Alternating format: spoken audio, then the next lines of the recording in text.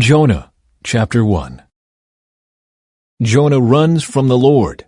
The Lord gave this message to Jonah, son of Amittai. Get up and go to the great city of Nineveh. Announce my judgment against it, because I have seen how wicked its people are. But Jonah got up and went in the opposite direction to get away from the Lord. He went down to the port of Joppa, where he found a ship leaving for Tarshish. He bought a ticket and went on board, hoping to escape from the Lord by sailing to Tarshish. But the Lord hurled a powerful wind over the sea, causing a violent storm that threatened to break the ship apart. Fearing for their lives, the desperate sailors shouted to their gods for help and threw the cargo overboard to lighten the ship. But all this time Jonah was sound asleep down in the hold. So the captain went down after him. "How can you sleep at a time like this?" he shouted. "Get up and pray to your God. Maybe he will pay attention to us and spare our lives." Then the crew cast lots to see which of them had offended the gods and caused the terrible storm. When they did this, the lots identified Jonah as the culprit. "Why has this awful storm come down on us?" they demanded. "Who are you? What is your line of work? What country are you from? What is your nationality?" Jonah answered, "I am a Hebrew, and I worship the Lord, the God of heaven, who made the sea and the land." The sailors were terrified when they heard this, for he had already told them he was running away from the Lord. "Oh, why did you do it?" they groaned. And since the storm was getting worse all the time, they asked him, "What should we do to you to stop this storm?" "Throw me into the sea," Jonah said, "and it will become calm again. I know that this terrible storm is all my fault." Instead, the sailors rowed even harder to get the ship to the land, but the stormy sea was too violent for them, and they couldn't make it.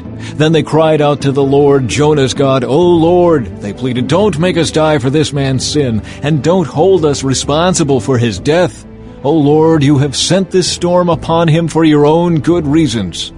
Then the sailors picked Jonah up and threw him into the raging sea, and the storm stopped at once. The sailors were awestruck by the Lord's great power, and they offered him a sacrifice and vowed to serve him. Now the Lord had arranged for a great fish to swallow Jonah, and Jonah was inside the fish for 3 days and 3 nights.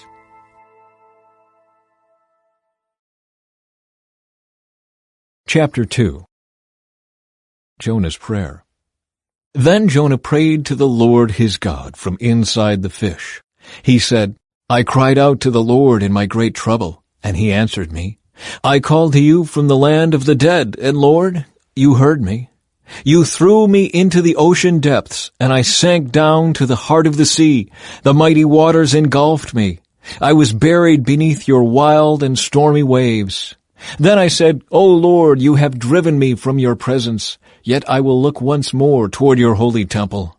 I sank beneath the waves, and the waters closed over me. Seaweed wrapped itself around my head. I sank down to the very roots of the mountains. I was imprisoned in the earth, whose gates lock shut forever. But you, O Lord my God, snatched me from the jaws of death. As my life was slipping away, I remembered the Lord, and my earnest prayer went out to you in your holy temple. Those who worship false gods turn their backs on all God's mercies. But I will offer sacrifices to you with songs of praise, and I will fulfill all my vows, for my salvation comes from the Lord alone. Then the Lord ordered the fish to spit Jonah out onto the beach.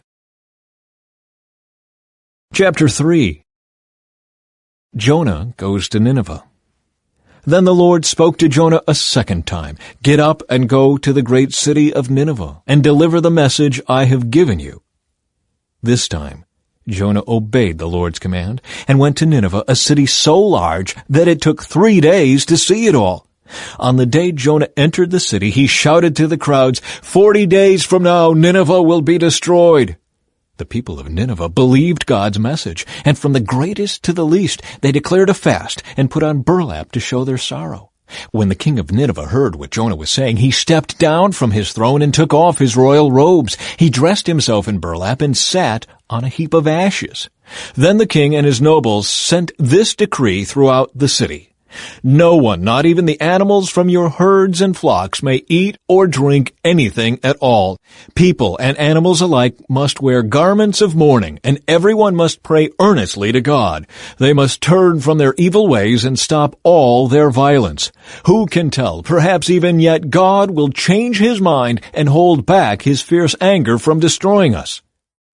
When God saw what they had done and how they had put a stop to their evil ways, he changed his mind and did not carry out the destruction he had threatened. Chapter 4. Jonah's anger at the Lord's mercy. This change of plans greatly upset Jonah, and he became very angry. So he complained to the Lord about it. "Didn't I say before I left home that you would do this, Lord? That is why I ran away to Tarshish. I knew that you are a merciful and compassionate God, slow to get angry and filled with unfailing love. You are eager to turn back from destroying people. Just kill me now, Lord. I'd rather be dead than alive if what I predicted will not happen." The Lord replied, "Is it right for you to be angry about this?" Then Jonah went out to the east side of the city and made a shelter to sit under as he waited to see what would happen to the city. And the Lord God arranged for a leafy plant to grow there, and soon it spread its broad leaves over Jonah's head, shading him from the sun. This eased his discomfort, and Jonah was very grateful for the plant. But God also arranged for a worm. The next morning at dawn, the worm ate through the stem of the plant so that it withered away. And as the sun grew hot, God arranged for a scorching east wind to blow on Jonah. The sun beat down on his head until he grew faint and wished to die. "Death is certainly better than living like this," he exclaimed. Then God said to Jonah, "Is it right for you to be angry because the plant died?" "Yes," Jonah retorted, "even angry enough to die." Then the Lord said, "You feel sorry about the plant, though you did nothing to put it there. It came quickly and died quickly. But Nineveh has more than 120,000 people living in spiritual darkness, not to mention all the animals. Shouldn't I feel sorry for such a great city?"